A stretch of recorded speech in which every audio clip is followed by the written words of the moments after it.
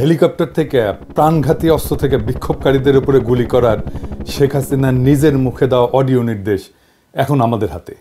খুনি হাসিনার ক্ষমা নাই। অনেকে বলছেন এটা পাবলিক করতে, সেটা আপাতত করা যাচ্ছে না। মাফ করবেন, আইনি প্রক্রিয়ার কারণে। নিশ্চিন্ত থাকেন, আদালতে এভিডেন্স হিসেবে পেশ করা এবং আদালতের গ্রহণ করার পরে এভিডেন্সটা আপনারা সবাই সেই পিশাচিনীর রক্ত হিম করা নির্দেশ শুনতে পারবেন। আমাদের টিমের অনুরোধ রাখতেই হচ্ছে, এইটা পাবলিক হইলে এভিডেন্স হিসেবে দাখিলের ক্ষেত্রে আইনি সমস্যা থাকতে পারে বলে জানাইছেন ওনারা। তাই আমরা চাই হাসিনার শাস্তি। ওই রেকর্ড পাবলিশ করার জন্য নানা ধরনের চাপ হবে, ট্রল হবে, বলা হবে মিছা কথা বলতেছি, শুনে যাবেন, পাত্তা দিবেন না। আমাদের যে কোর্ট টিম, আমি, ইলিয়াস, মাহমুদ ভাই, সবার কাছেই আছে জিনিসটা। তাই আওয়ামী লীগের উস্কানিতেও তোলা হইয়েন না, তবে আশাহত হইয়েন না। তো একেবারে আজকে বিনা জিনিসে ফেরাবো না, খুশি করে দিব শেষে। যেগুলো আদালতে এভিডেন্স হিসেবে দেওয়া হবে না তার থেকে কিছু শোনাবো, পরে আসতেছি ওই ব্যাপারে। আমি কইছিলাম হাসিনার বাসন নাই, পশ্চিম তারে ছাই দিয়া ধরবে। দেখেন, হিউম্যান রাইটস ওয়াচ প্রতিবেদন দিছে প্রফেসর ইউনূসের কাছে। সেইখানে পুলিশদের নিজেদের ভাষ্যেই প্রমাণ পাওয়া গেছে কতটা নৃশংস হত্যাযজ্ঞ চালানো হয়েছিল। এখানে বলা হয়েছে যে পুলিশ বিক্ষোভকারী ছাড়াও তাদের আশেপাশে বাসাবাড়ির জানলা গেটে দাঁড়ায় থেকে দেখতে থাকা মানুষের উপরে যারা সাক্ষ্য দিতে পারে তাদের উপরে গুলি চালাইছে, যেন কেউ নৃশংসতার সাক্ষ্যটা দিতে না পারে। এই যে এইখানে লেখা আছে, পুলিশই বলছে যে এই নৃশংসতা চালানোর নির্দেশ রাজনৈতিক নেতৃত্বের কাছ থেকে আসছিল। পুলিশ অবশ্য নিজের মুখেও বলছে, যেমন ধরেন এই যে এই ভিডিওটা, আমাদের উপর নির্দেশনা আছে, আজকে যদি আপনারা বের হন আমরা কিন্তু ডাইরেক্ট গুলি, আমাদের ব্যবস্থা আমরা নিব। শীর্ষ কর্মকর্তা সিসিটিভি দেখছে, ভিডিও গেমস যেমন খেলে এরকম দেখে দেখে দায়িত্বরত কর্মকর্তাদের এমনভাবে গুলি করার নির্দেশ দিচ্ছিল যেন তারা ভিডিও গেম খেলতেছে। পুলিশের গুলি করার নিয়ম পায়, সেখানে গুলি না করে শরীরের বিভিন্ন প্রধান অঙ্গ প্রত্যঙ্গে সিসার বুলেট ব্যবহার করে গুলি করছিল, শরীর লক্ষ্য কইরা। এমনকি যখন তাদের জীবনের উপরে, মানে পুলিশের জীবনের উপরে আঘাতের কোনো ধরনের শঙ্কা ছিল না। ব্যারিস্টার আরমান র্যাব টিএফআই সেলের আয়না ঘরে বন্দি ছিল, সেই সেলটা আবিষ্কার করা হয়েছে। সেখানে হাজারের উপরে বন্দি থাকতো, অবিশ্বাস্য সংখ্যা। 8টা কবর সেল আবিষ্কার হয়েছে 3 ফিট বাই 4 ফিট, যেখানে শুধু বসে থাকা যায়, শোয়াও যায় না। অনেক এভিডেন্স নষ্ট করা হইলো, পুরা স্থাপনা বিস্ফোরণে উড়ায় দেওয়ার পরিকল্পনা করছিল জল্লাদেরা, যেন এই এভিডেন্স বাইরে না আসে। ওই দিন যেন ফিরে না আসে, হাসিনার দিন, সেটা নিশ্চিত করার জন্য বিশাল কাজ বাকি আছে ভাইরা, এখনই ক্ষান্ত দিয়েন না। অনেকে বলছেন যে সিরিয়াজে 1 মাসে করলো, তা আমরা 6 মাসে কেন করতে পারি নাই? তার উত্তর হচ্ছে, আমাদের পুরো একটা হোস্টাইল প্রশাসনের সাথে কাজ করতে হচ্ছে। পুরাই তো হাসিনার প্রশাসন। বিপ্লবের পক্ষের শক্তিকে দূরে সরাই রাখা হয়েছিল, তাই আমাদের ক্রুশিয়াল শক্তিকে কাজে লাগাতে পারে নাই সরকার। বিপ্লবের শক্তি নানা ধান্দায় ব্যস্ত হয়ে গেছে। তো এই কাজকে ফ্যাসিলিটেট করার জন্য যে প্রভাব, ইনফ্লুয়েন্স দরকার, তেমন মানুষের সংখ্যা তো কম। তবে কাজ হইতেছে, ভরসা রাখেন, সরকারকে নির্বিঘ্নে কাজ করতে দেন। দাবি দেওয়ার নামে অরাজক পরিস্থিতি তৈরি করে সরকারের চলার পথকে কণ্ঠকাকীর্ণ করে দেবেন না। এই সরকার যেন বেশি দিন থাকতে না পারে, এটাই আওয়ামী প্ল্যান, এটা এজেন্সির প্ল্যান। এই এজেন্সিগুলোর উপরে কর্তৃত্ব স্থাপন করা যায় না এখনো তারা স্যাবোটাজ করে নানা জায়গায়। ভাই, ফেসবুকে চিল্লায় কাজ হয় না, মাঠে কাজ করতে হয়। সেটা সময় লাগে, এনার্জি লাগে, ঘাওড়াদের দাবরানি দেওয়া লাগে। এই কাজ যারা করতে পারবেন না তারা হুদাই লাগেন না মানুষজনের পিছে। আমার পিছু লেগে আছে অনেকজন, আর কি লেগেন না, লাভ নাই আর কি, লেগে কোনো কিছু করতে পারবেন না আর কি। আমাদের এই মুহূর্তে করণীয় হইতেছে প্রফেসর ইউনূসের সরকারকে সর্বাত্মকভাবে সহায়তা করা। প্রফেসর ইউনূসকে বলতে হবে যে আপনার উপদেষ্টা পরিষদ পুনর্গঠন করেন, দক্ষ তরুণদের উপদেষ্টা পরিষদে অন্তর্ভুক্ত করেন। দেশের মধ্যে আওয়ামী লীগারদের দাবরানির উপরে রাখার জন্য সব ধরনের কৌশল নিতে হবে। আওয়ামী লীগের পক্ষে যেই কথা বলবে তারই দাবরানি দেওয়া হবে। দেশের বাইরে যারা আওয়ামী লীগের পক্ষে কাজ করতেছে তাদের বিরুদ্ধে আমাদের ফরেন মিশনগুলোকে সক্রিয় করতে হবে। ওই যে সেদিন দেখেছিলাম না, কানাডার একজন আমাদের ভাইদের নাম থাম ছবি টবি দিয়া প্রচার চালাচ্ছে, ওদের নাকি পিটাবে। ওই ইত্তেফাকের নাকি কানাডার প্রতিনিধি, ওই ইত্তেফাকে কানাডার প্রতিনিধি থাকে কিভাবে? ইত্তেফাক ভালো হইয়া যান। হাসিনার লেসপেন্সারি করেছে আপনার মালিক, এখন এই সমস্তকে আশ্রয় দিতেছেন, সামাজিক প্রতিষ্ঠা দিতেছেন। পুলিশে যারা অসহযোগিতা করতেছে তাদের নির্দয়ভাবে অব্যাহতি দিতে হবে। তারপরে সবার সম্পদের খোঁজ নিয়ে টান দিতে হবে। ইন্ডিয়ান সকল ইন্টারেস্টকে, সকল পণ্যকে বর্জন করতে হবে। ইন্ডিয়ার সাথে লটর পটর যারা করতে যাবে তাদের সামাজিকভাবে লজ্জা দিতে হবে। মিডল ক্লাস আর আপার মিডল ক্লাসের মধ্যে যারা আওয়ামী লীগের পক্ষে আওয়াজ তুলতেছে, কাজ করতেছে, তাদের দৌড়ানির উপরে রাখা হবে।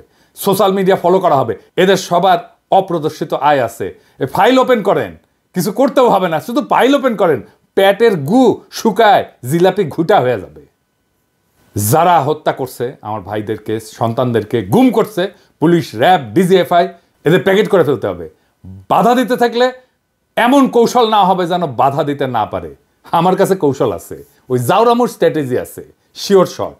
হ্যাঁ, সোহরাদ্দির বডিগার্ড, ওই যে হ্যাঁ সোহরাদ্দির বডিগার্ড, ওই কি ছিল ভদ্রলোকের সাথে ভদ্রতার, জাউরাদের সাথে ডাবল জাউরামি।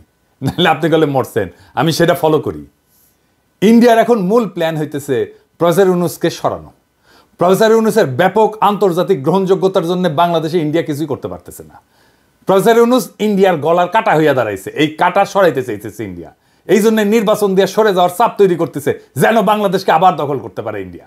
বাংলাদেশের রাজনৈতিক দলগুলো না বুঝা আওয়ামী লীগের সাথে আনন্দ চিত্তে ইন্ডিয়ান এই পরিকল্পনা বাস্তবায়নের জন্য কামলা দিয়ে দিতেছে।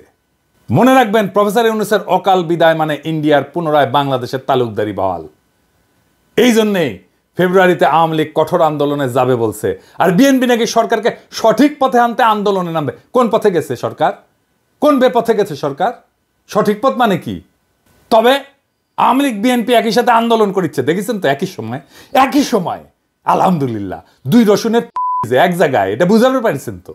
বিএনপি চায় আন্দোলন, আওয়ামী লীগও চায় আন্দোলন। বাহ, কি মজা!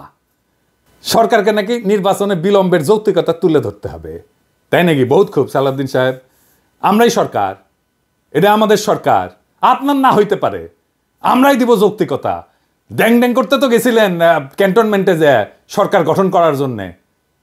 এখন সরকারকে অন করেন না, না এখন সরকার আপনার না, আমাদের সরকার, আপনার না হইতে পারে, তবে দিব, আমরাই দিব যৌক্তিকতা। আগামীকাল দেই, হ্যাঁ মাইনে নেবেন, আমি শিওর।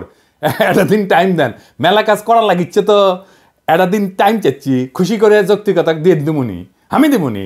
জানেন তো সালাউদ্দিন ভাই, আমার যুক্তি গলে শিওর শট। সরকারের দিকে বাউন্সার ছুঁড়েন না, প্রত্যেক বাউন্সারে ছক্কা হাঁকামুখ প্রমিস করলাম। এবার আসেন, কইছিলাম না খুশি কইরা দিব, আসেন খুশি কইরা দিই। হেলিকপ্টার কোন কোন দিক দিয়ে গেছে আর কই কি হত্যাযজ্ঞ চালাইছে, এটা কেমনে বের করা হয়েছে জানেন? এটা রিক্রিয়েট করা হয়েছে কেমনে জানেন? ক্রু যারা ছিল তাদের সকলের পকেটে মোবাইল ছিল, নিচ দিয়ে উড়িছে আর মোবাইলগুলো কাছের টাওয়ার থেকে সিগন্যাল নিছে আর বেচারারা মরিছে। ছবির মতো রিক্রিয়েশন হয়েছে আর কি, নিজে থেকে হয়েছে ভিডিও, অসংখ্য সিসিটিভি ক্যামেরার ফুটেজ। মুগ্ধর ভাইয়ের কাছে কয়েক টেরাবাইট আছে ফুটেজ। মুগ্ধর গুলি খাওয়ার যে রিক্রিয়েশন ওর বড় ভাই নিজের হাতে করেছে। কলে হাসিনা সবার কল রেকর্ড করার জন্য ওই যে এনটিএমসি করেছিল, 5 তারিখ সন্ধ্যায় পুরা রেকর্ড ডিলিট করার নির্দেশ দিচ্ছে এক ব্রিগেডিয়ার জেনারেল। আইজার নাম কইলাম না, ব্রিগেডিয়ার সাহেব ভালো হইয়া যান, মুছেও গলে দিছে সব। আমাদের কাছে স্বীকারোক্তি আছে কে বলছে মুছে দেওয়ার জন্য। আদালতে দাখিল করা হবে এমন সাক্ষ্য প্রমাণ নষ্ট করার জন্য জেনারেল সাহেব আপনি আদালতে উঠবেন, লিখে রাখেন। তবে সেই সব রেকর্ড উদ্ধার হয়েছে আলহামদুলিল্লাহ। সমস্ত টেলিফোন কল টেরাবাইটের পর টেরাবাইট, ওই সময় ডিটেইল অন্দরমহলের ঘটনার ছবির মতো রিক্রিয়েশন করা সম্ভব হইতেছে। আমি শুনেছি একের পর এক, প্রথমে শুনেছি দরবেশ বাবার কল রেকর্ডগুলা, যে খুচরা কল রেকর্ড, ছোট ছোট ছোট ছোট মেলা কল রেকর্ড প্রচুর।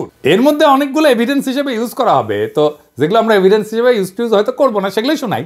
হ্যাঁ এজিৎ সাহেব শুনান না কয়টা।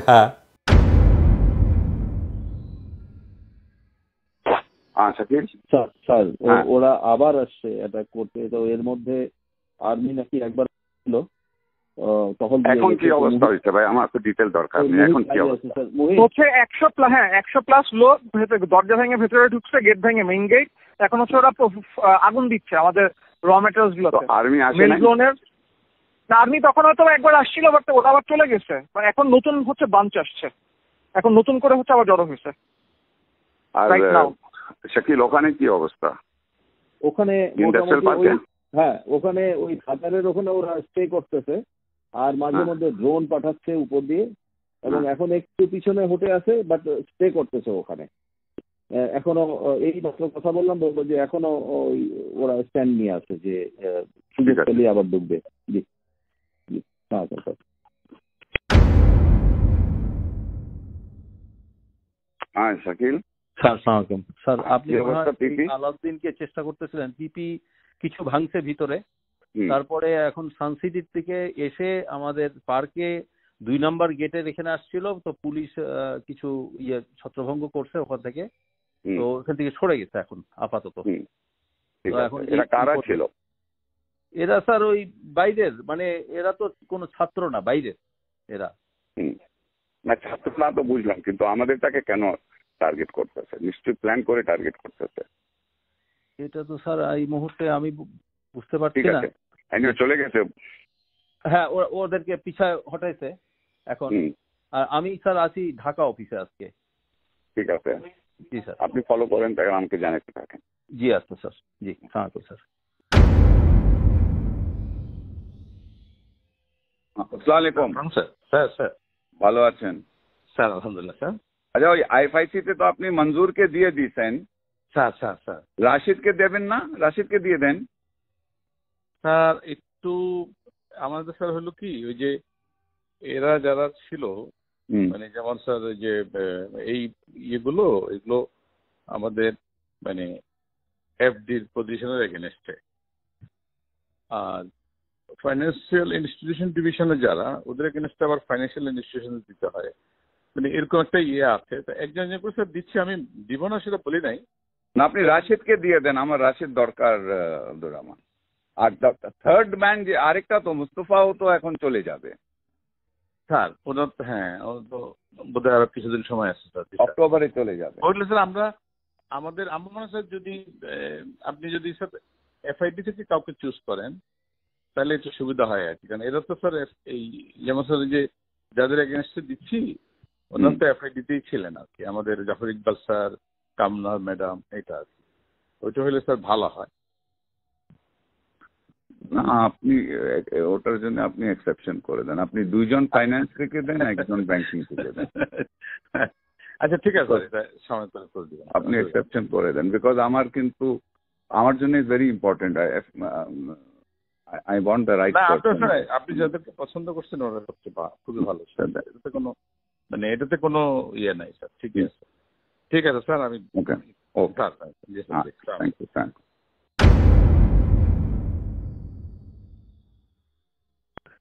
সালমান ভাই, হ্যাঁ আপনি কি গণভবনে? হ্যাঁ আমি আসতেছি আর কি, এটাই। আচ্ছা, আপাবদাও যে ইয়েদেরকে ডাকছে, ফ্যামিলিদের শুনলাম। কোন ফ্যামিলি? ওই যারা গুলি খেয়েছে। আচ্ছা আচ্ছা, আজকে 11টায় ডাকছে। 11টা না, 11টা থাকেন উপরে গেছেন, 12টা জাপানিজ এম্বাসি আসবে। হ্যাঁ, 12টা জাপানিজ এম্বাসেডার আসবে। ও জাপানি অ্যাম্বাসাডার আসবে 12টা। তাহলে বিকালে আসি, তাহলে একটা কাজ করি আমি তাহলে। এখন তো থাকেন ব্যাংকে, হ্যাঁ ফ্যামিলিদেরকে এখন থাকে নাই। ও তাহলে বিকালে আসি, 3টা-4টার দিকে আসি। জি ইসলাম। সালমান ভাই, আমার সাবস্টেশনের যে ধারা করছিল ওরা মুভ করে কোন দিক থেকে এখন আপনার দিকে যাচ্ছে, বিক্সুমপুর দিকে যাচ্ছে। বিক্সুমপুর তো অলরেডি রিচ করেছে, ওখানে আর্মি গেছে, আমাদের অ্যাটাক। আমার ওদিকে গেছে আর্মি, কিন্তু আপনার ওদিকে কিন্তু আর্মি এখনো পৌঁছে গেছে, আর্মি চলে এসেছে। ঠিক আছে, ওকে।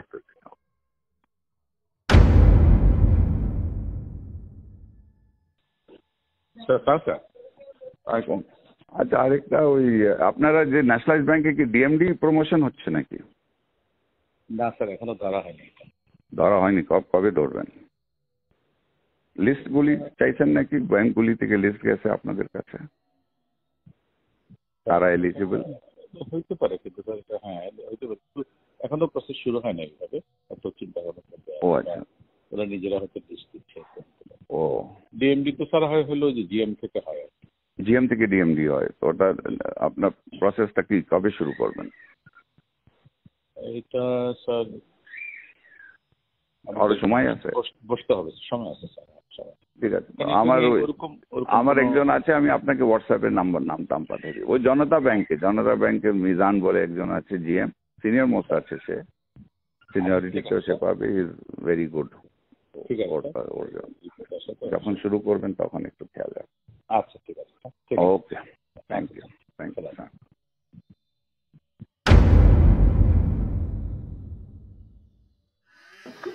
हाँ, अस्सलाम वालेकुम।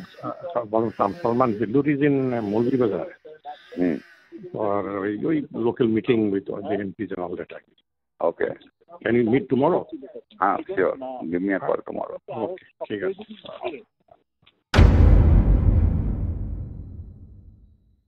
जी सलमान भाई। বিপু রোববার 11টায় হ্যাঁ আমি বিডাতে ওই ব্যবসায়ীদের সাথে একটা সিটিং করতে চাচ্ছি। আচ্ছা, খুব ভালো হয়। ওই দিন তো 450 জনের সাথে বসলাম।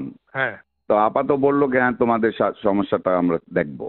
হ্যাঁ তো এখন আমি 50-60 জনকে নিয়ে, তুমি, আমি, টিটো, পলক, আমরা বসে ওদের কথা শুনি কি কি সমস্যা আছে না আছে, একটু দেখানো তো দরকার, ইকোনমিটা অবশ্যই। তো তুমি তো একটু নোট করে রাখো 11টায় বিডাতে 11টায় রোববার দিন। Okay, thank you. Hello. Salman, you're in Bida all day? I was busy all day. Achha. What time are you free tomorrow? Tomorrow, maybe in the morning I should be free. Around what else? 11? 12ish. Okay. 12ish. ঠিক আছে।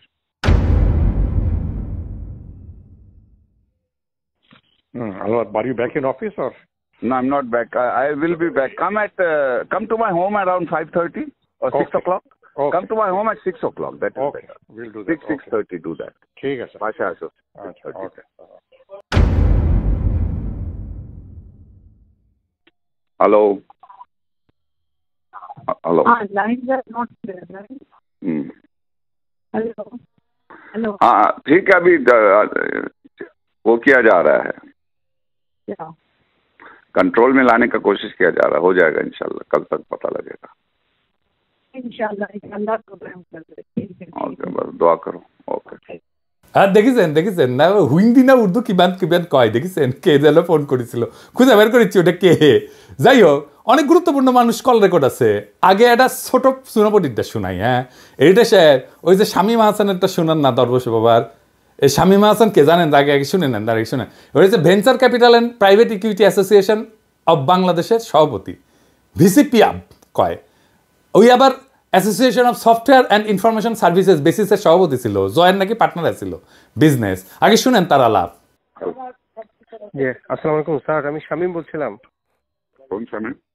শামীম, আমি ওই venture capital অ্যাসোসিয়েশনের president, বিসিসির past president sir. একটু guidance নেওয়ার জন্য phone দিলাম sir. আমি এইমাত্র এফবিসিসিআই, বিএসসি সবার সাথে কথা বললাম। আমাদের তো স্যার একটু এখন মানে ব্যবসায়ী সমাজ থেকে বিবৃতি দেওয়া, তারপর কারফিউ উঠলে শান্তি সমাবেশ করা, আমাদের একটু স্যার সবার তো অ্যাক্টিভ হওয়া দরকার স্যার। তো করেনি এগুলি। হ্যাঁ, আমি তো আমাকে বলতে হবে কেন? এটা আপনারা করেন। জি স্যার, করতেছি স্যার। আপনি একটু গাইডলাইন দিন। উদ্যোগ নেন। জি স্যার, আমি এখনই সবার সাথে কথা বলতেছি স্যার। উদ্যোগ নেন, এটা নেন। জি, ঠিক আছে স্যার। Okay sir. জি, আপনারা কন্ডেম করেন। জি স্যার, ওইটাই করতেছি। আপনারা নিন্দা জানান। আপনারা নিন্দা জানাচ্ছেন না কেন? জি স্যার, ওইটাই করতেছি স্যার, সবার সাথে কথা বলতেছি স্যার। জি স্যার, ঠিক আছে স্যার। Thank you. ওকে, জি, তাহলে ওরে দেখেন কেমনে প্রথম আলো কেমনে ওরে চাঙ্গে তুলিছে, দেখেছেন? প্রথম আলো ওর লেখা চাপে, ওর খবর চাপে, দেখেছেন? ও কেমনে এলিট বানাইছে প্রথম আলো, দেখেছেন? তো এটা শুনবেন না? আচ্ছা, থাক। বস্ত্রকল মালিকদের সংগঠন Bangladesh textile mills association, BTM এর সভাপতি, আম্বার গ্রুপের চেয়ারম্যান এবং বিটিএম এর সাবেক সহসভাপতি শওকত আজিজ রাসিলের একটা আলাপের ক্লিপ আছে, আজকে শুনলাম কিছুক্ষণ আগে।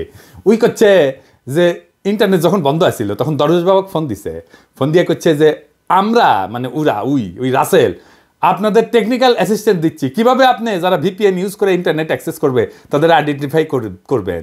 বুঝেছেন মাদারচোদ?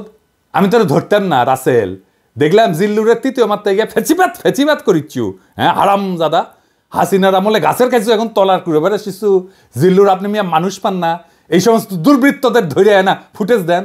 তৃতীয় মাত্রায় কোনোদিন একজন গার্মেন্টস শ্রমিককে আনিছেন? কাজের বুয়াক ডাকিছেন, রিক্সাওয়ালাক ডাকিছেন, কৃষক এক ডাকিছেন? খালি বড় লোক আর এলিট। হ্যাঁ, ওদের খুব ভালো গন্ধ না, ওদের তো দুর্গন্ধ। ওই হারামজাদাদের কাছে আমাদের দেশের কথা শোনা লাগবে কা? যখন ওই যে এনটিএমসি তৈরি হচ্ছিল তখন যারা এই কল রেকর্ড করেছিল আর কি, শুনেছিল, তারা প্রেমিক প্রেমিকার নাকি রসালো প্রেমময় আলাপ আলাদা করে রেকর্ড করতো, আর ওটা শুনে নাকি লাগতো। হ্যাঁ, আর দেখেছেন আমার কি করা লাগিছে, দেখেছেন? শালা দরবেশ বুড়া বেটা খাটাস, ভালো করে বাংলাও কবের পারে না, উহুর সব অশ্লীল ফোন আলাপ শুনে ট্রান্সক্রিপ্ট করা লাগিচ্ছে কোন টাইমে কি ঘটেছিল। আমার উপরে এই খাইস্টা কাজের ভার কেন দাও খোদা তালা? বারে কেন আমার উপর কেন?